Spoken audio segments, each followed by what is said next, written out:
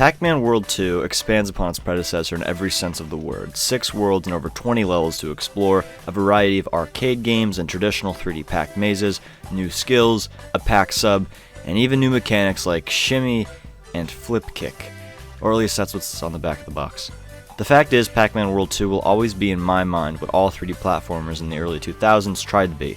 It has that level of charm to it that other games around the time do. Releasing on the Nintendo GameCube, PlayStation 2, and original Xbox, it sold roughly 2.5 million copies, and it seems every time I use songs from this game in my videos, people in the comments go pretty nuts.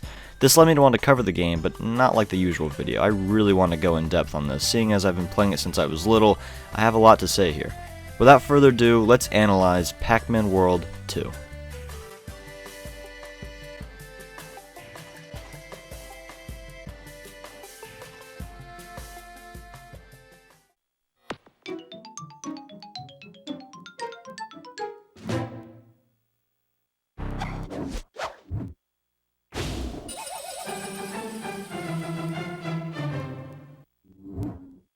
I'm going to be playing the GameCube version of this game today, and like I said last video, really can't beat the GameCube controller. Alright, let's go ahead and put the game in and... how'd that get in there?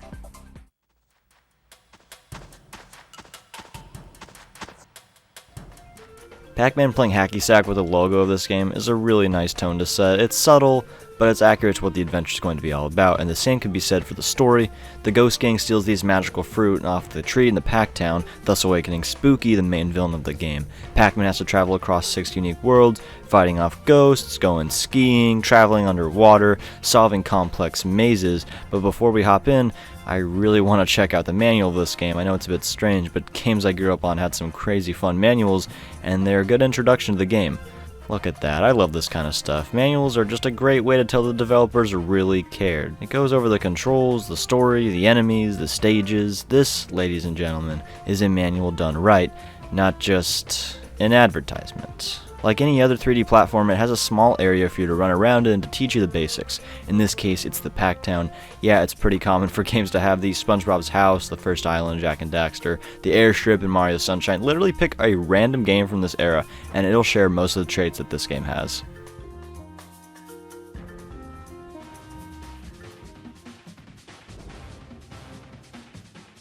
You may have noticed the design of Pac-Man. It more so copied over from the first Pac-Man World, but this design has been the standard for his 3D models since this game released. Matter of fact, Smash Bros. Shares this design too, as well as some of his moves. Pac-Man can jump, up bounce, rev roll, flip kick, and even have some special sets of moves in certain levels.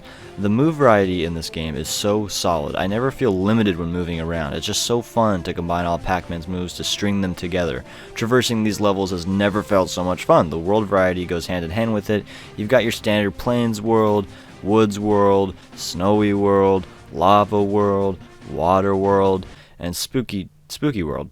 Oh, I guess that sounds pretty different. Yeah, while the levels themselves are well built for the most part, the actual visuals are nothing to get excited about, but that's not saying they're bland. The Woods World is one of my favorite set of levels in any video game. While the Snow World just has some of my least favorite levels, it also holds my favorite level in the entire game. I can't really think of a reason for this other than they just drag. I feel like every time I round a corner or finish scaling something, I'm met with even more. And it doesn't help the fact that all the enemies can do whatever they want in some of these stages. While the treetops are all about testing your platforming, the snowy levels are all about testing your patience more than anything. The whole water world sucks, and we'll get to that, but for the most part these levels are fair and fun. The music to accompany these stages are so good. Going into a world, the music will be all calm and nice, and then each level it gets more and more crazy, and it's just so much fun. My favorite songs are from the Woods World. These songs are so calming, and they really feel like I'm just climbing these big huge trees and getting a great view from the top of the trees. Every level has music that fits it. Listen to these tracks, and you'll know what world you're in.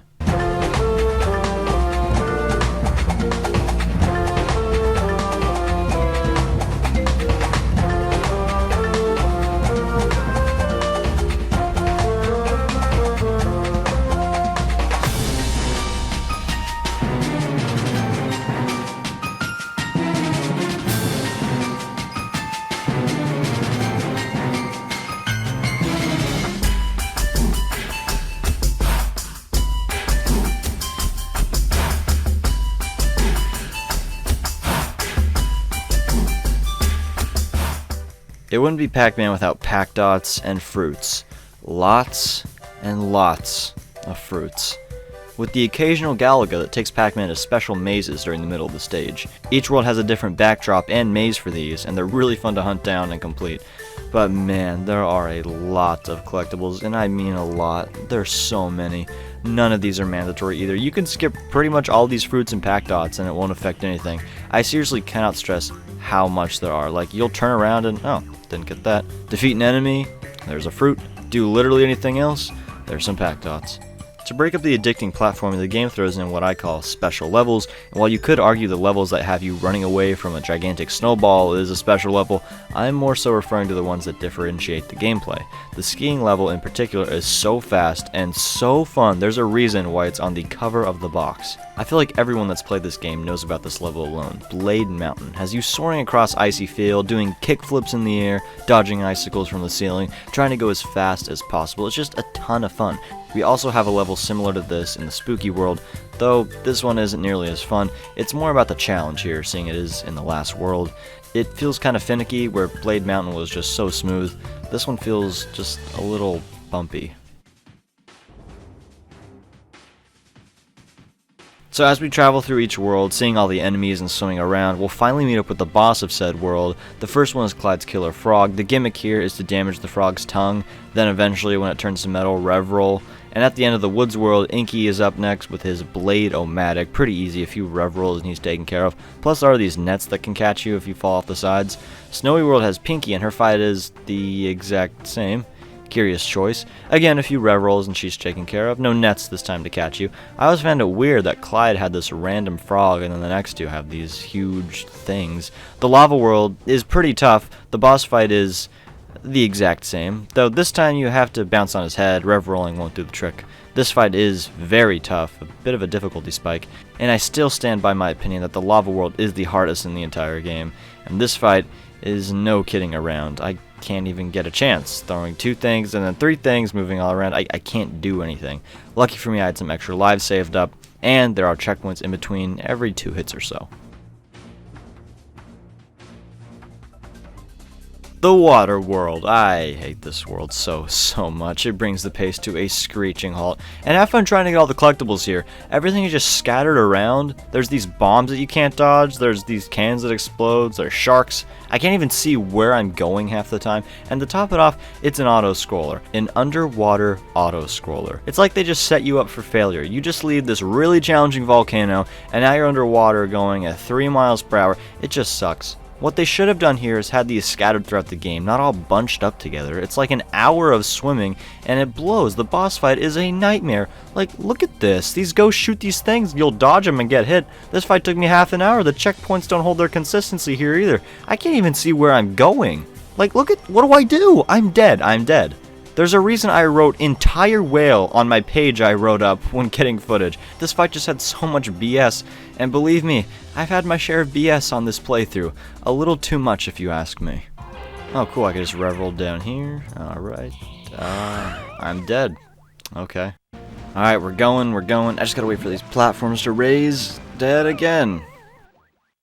Oh, we are really moving. Alright, let's go. We're almost there. Let's go. Okay. Great. Gotta get this timing right. There we go. I literally hit the jump button 3 times. Here, let me climb up. Excuse me? Oh, this is pretty cool. Nice camera, and dead. Great. How is this in the game? How is this in the game, dude? I eventually beat the submarine and arrived at the final world, the spooky one. Like I said before, Haunted Boardwalk is a pretty fun and challenging level. This world also houses a huge maze that you have to go through. I found it strange at first how this is the only level to do this, but it makes sense seeing as the other levels are mainly platforming, and this one is just a huge area with branching pathways, loads of enemies, and barely any platforming. Once you collect all the golden fruit and take out Spooky's tree, the two of them meet at Pac-Town for their final showdown. This right here is how you do a final boss. The music is ramped up, Spooky shoots everything at you, there's like fire trailing your every move, got enemies revving up at you. It's just a good time. Once Spooky's defeated, Pac-Town is returned to normal, and the ghosts are scared off.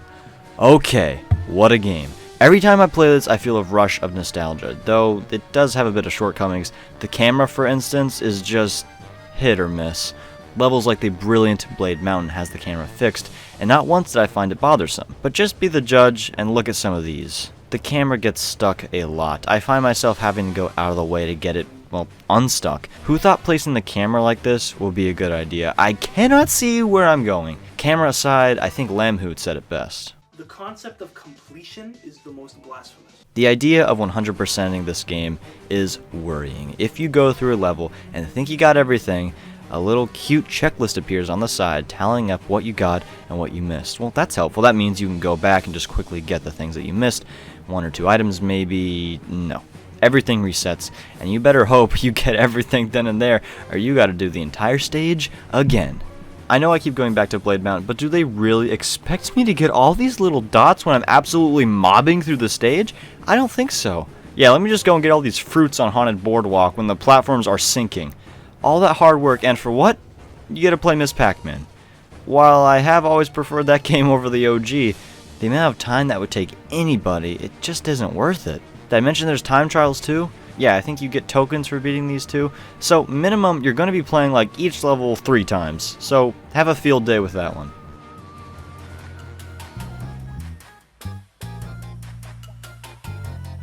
When it comes down to it, Pac-Man World 2 is one of my favorites, and while I do like to 100% on my games, this one is just so daunting I'm afraid I'll never actually be able to do it. But I do recommend a playthrough, however, if you're curious. It's got all the disgusting physics that early 2000s games share, the bad camera, the fun movement, and the awesome soundtrack. It's just a good time. It's a good time with fun platforming, and it's one of my favorites. Thanks for watching. This video was a ton of fun to make, and I hope you took something away from it. Have a good one. Peace.